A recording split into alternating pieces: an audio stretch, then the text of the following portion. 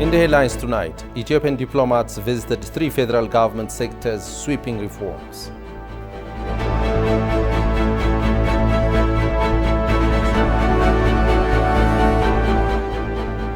Commissioner of the Federal Ethics Anti-Corruption Commission says efforts are underway to stamp out corruption.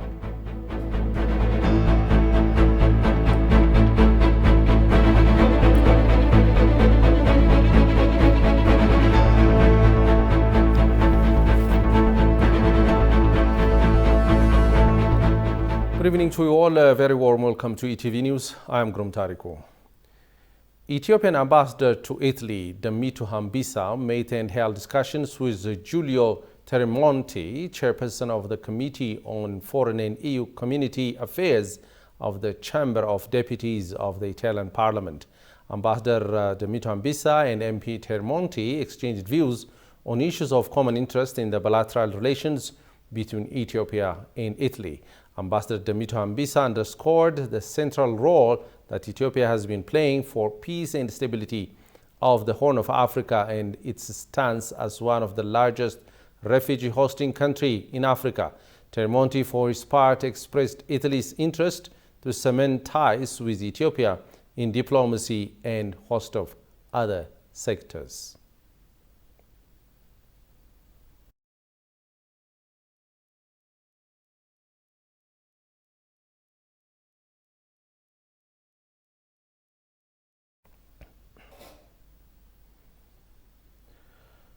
A $180 million project aimed to step up support for refugees and host communities in Ethiopia has been unveiled in Adama City in the presence of government officials and representatives of international partners.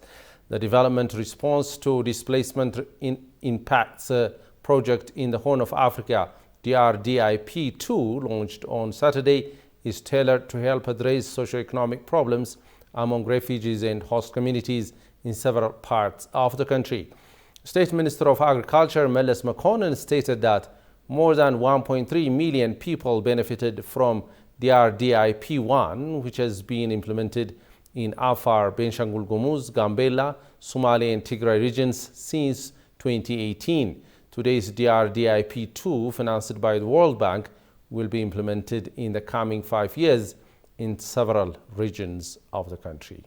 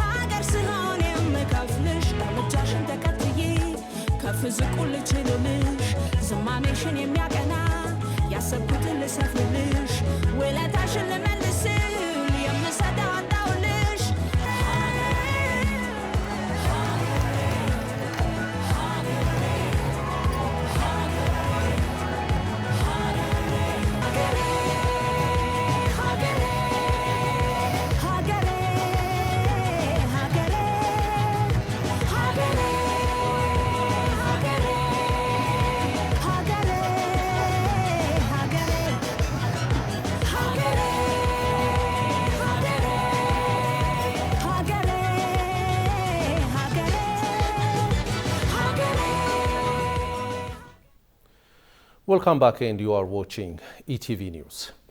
Ethiopian trainee diplomats have visited the Ethiopian Federal Police Commission, Ministry of Mines, and Ethiopian Broadcasting Corporation new headquarters today. During the occasion, top government officials addressed the diplomats on how to serve their nation better than before. Kasaun Chani reports. Various diplomats of Ethiopia serving their nation both in a homeland and abroad have visited three federal government sectors. During the visit, attending the event, State Minister of Foreign Affairs of Ethiopia, Bertukan Ayano, the Federal Police Commission Commissioner General, the Malash Gavra Mikhail, Minister of Mines Engineer Takala Oma, CEO of the Ethiopian Broadcasting Corporation, Fasai Tagasum, and top government officials addressed the diplomats to serve Ethiopia in their assigned position, beta being devotedly working more than ever. The 21-day trainee diplomats who have finalized their training that was provided by Ethiopia's Ministry of Foreign Affairs in collaboration with the African Leadership Excellence Academy have visited the reforms being undertaken by the Ethiopian Federal Police Commission that are major activities, particularly the Police Commission's tremendous efforts protecting sovereignty and territorial integrity during the law enforcement and survival operation. The air and road traffic management controlling system registers through technology. Meanwhile, the Ministry of Mines and the Ethiopian Broadcasting Corporation new building headquarters, which is under construction, have also shown their efforts toward development and given briefings for the trainee diplomats to exert the utmost efforts to defend Ethiopia's interest in being successful in a field of diplomacy through depicting the fact about Ethiopia on the ground for the rest of the world. It was noted that the 3-week intensive training program organized for senior diplomats of the Ministry of Foreign Affairs of Ethiopia at the African Leadership Excellence Academy in Addis Ababa wound up recently.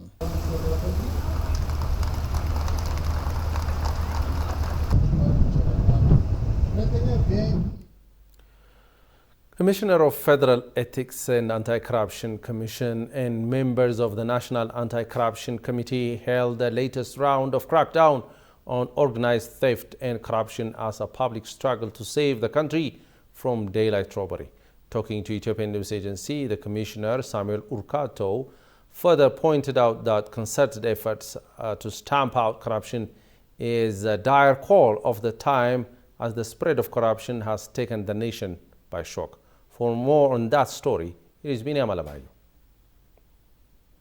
It is to be recalled that the National Anti-Corruption Committee was established by Prime Minister Abiy Ahmed to arrest the spread of corruption, which has become a threat to national security, contributing to the soaring cost of living and unemployment in the Eastern African nation. Samuel Urkato, a member of the National Committee and Commissioner of the Federal Ethics and Anti-Corruption Commission, said that corruption and organized theft are offshoots of good governance, adding that the twin cancers have caused public uproar. He pointed out that the government has realized the gravity of the situation and established a National Anti-Corruption Committee. We, members of the committee, have agreed that the maintenance of organized information and evidence is a prerequisite for the fight against corruption. Thanks to some measures taken in this regard, tip-offs trickle in free of physical contact, and there is no room for tampering with them. There is also a single database organized under the Office of the Prime Minister, so that citizens are encouraged to forward suggestions without fear and bureaucratic red tapes. Urkato says the fight against corruption and organized theft is comprehensive. He told ETV that the government has already said enough is enough, adding suspects at every level will be apprehended and charged in a court of law. The government's latest round of clampdown on corruption has detained Director General of the Finance and Security Services, Theodos Vakala, who was arrested on suspicion of corruption, and other heads of institutions. Samuel says the measure is a trailblazer in this regard. One of those arrested of late is the Director General of the Financial Intelligence Center. He is one of the bigwigs at the federal level. It means there are no exceptions to the arrest. Any suspect will be apprehended, investigated, and charged. These measures will be intensified at all levels until corruption is rooted out. He pointed out that the fight against corruption is a nationwide campaign to save the country from embezzlement and ensure its national security, recalling that the measure is long overdue given consistent and months-long public outcry. The commissioner underlined that efforts to stamp out corruption and confiscate wealth gained through corruption will continue in full swing. In a related development, the recently established Ethiopian AntiCorruption National Committee commenced carrying out its activities. According to earlier investigation, alleged theft criminals at various levels, including the Director General of Financial Security Service, Tedros Bekele, Information Network Management, National Security Service, police prosecutors, and judges have been arrested. Johannes Fantown has the following account. The National Committee, which started with the announcement of officials suspected of various crimes of corruption, commenced its operation focusing on land and public housing management, security and justice sector, financial sector, government revenue and customs system, as well as service delivery, administration and government procurement sectors. According to the official statement by the committee, the suspects are being investigated. The Minister of Justice and a member of the Anti-Corruption National Committee, Gideon Timotheus, said the following regarding the alleged crimes committed by the suspects. Suspects have been identified who misuse their power in the justice and security sector to take money and wealth from individuals and business organizations in various legal ways, ignoring their responsibility to protect the peace and security of the country. Based on this, the Federal Democratic Republic of Ethiopia's Director General of Financial Security, Tedros Bekele, different level officials from National Information and Security and Information Network Management have been arrested on suspicion of crimes. It is known that recently officials, policemen and judges who were suspected of various crimes have been arrested and charged with crimes.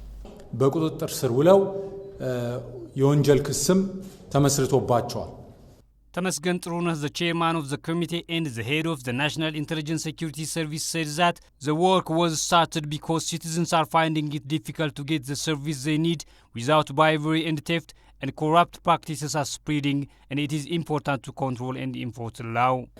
ሙስና ሀገር እያጠፋ ነው ግልጽ ነው ሌብነት አሁን በግልጽ እየተደረገ ነው Corruption is destroying the country. Nowadays, theft is being done openly. We have to bring to justice big and small corrupt people. While we are monitoring the big corrupt people, the small corrupt people are harming the society in a big way. More than 250 tip-offs were collected from the community in just 1 week since the establishment of the National Anti-Corruption Committee. It is to be recalled that Prime Minister Abiy Ahmed announced on November 17, 2022, the establishment of the new Ethiopian National Anti-Corruption Committee to fight and prevent corruption and organized theft in the country. In another development, the Amhara Culture and Tourism Bureau announced that 13 billion birr is needed for reconstruction of infrastructure destroyed during the 2-year-long war that ravaged the state. The Bureau further disclosed that priority areas have been identified for restoration efforts. Tlaun Mazgabu, a tourism service and product development expert with the Bureau, pointed out that tourism industry in the state has been performing an all-time low. He added that the state, known during the pre-war period for being one of the nation's most frequented tourist destinations, has witnessed the lowest number of tourists due to the distraction and security concerns. Efforts are underway to reestablish more than 45 associations, all of which have since been out of service, adding that other tourism products and service providers will also resume service now that the fog has been cleared and peace has been restored.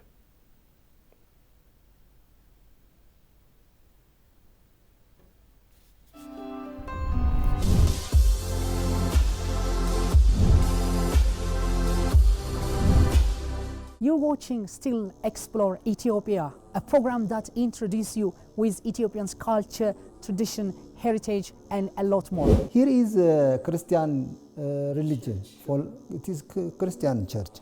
So how can it stay here? Okay, you know the relation, the correlation of Islam and Ethiopia Orthodox Church, especially Chinese and others. This is the museum found in the premises of Ragwell Church. This is the legend, okay? There are plenty of heritages that tells a lots of history and culture and treasures of Ethiopia. Especially the church is built architecturally. When we are seeing it, it is unique architectural design.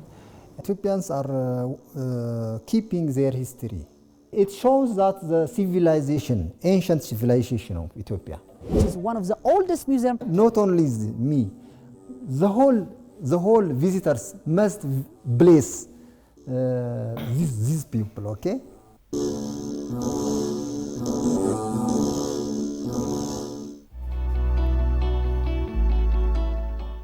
You are watching ETV News. The uninterrupted humanitarian support from the government of Ethiopia has rescued many lives and solved problems, praising the encouraging and effective moves of the government to ensure lasting peace. Shire City residents have called on the government to strengthen its efforts to resume basic services and reconstruction activities beyond providing humanitarian support. Daniel Kasaun has more from Ethiopian. It is to be noted that the government, in addition to providing uninterrupted humanitarian support and rehabilitation activities in all parts of Tigray region, it has been exerting efforts to resume basic services. According to the National Disaster and Risk Management Commission, 32,000 metric tons of food and non-food items have been delivered to the region following the peace agreement. More than 535,000 citizens in the area from Shiraro to Adwa alone have received humanitarian support. Residents of Shire City have told the ANA's correspondent on the ground that the uninterrupted humanitarian support has rescued many lives. We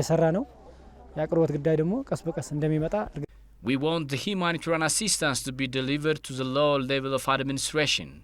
The suffering of the people should stop once and for all. The peace agreement is a great deal for us.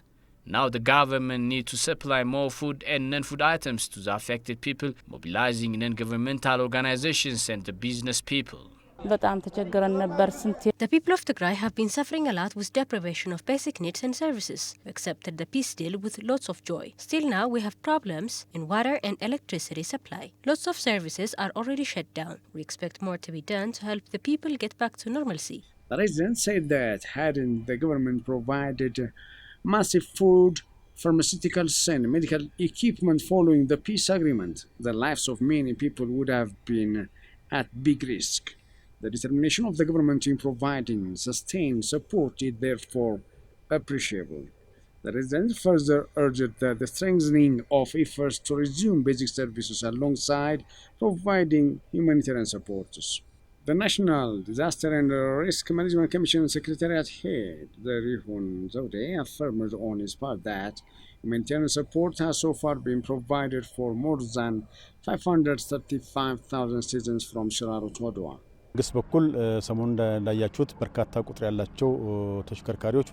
From the government side, efforts are being well underway and hundreds of lorries are transporting basic services to the affected people. From Shiraro to Adwa, supplies are being distributed. The crisis committee is doing well. Food and non-food items are being supplied.